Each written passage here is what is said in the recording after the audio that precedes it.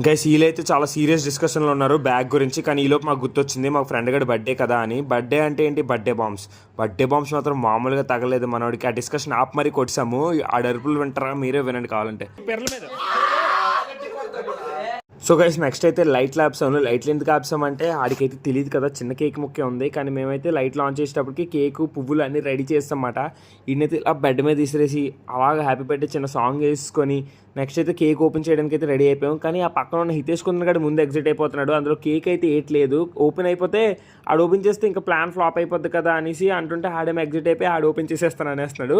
ఈడు కేక్ లాగేసరికి వీడికైతే అర్థమైపోయింది వెయిట్ లేదు, లోపల ఏదో ఉంది అని.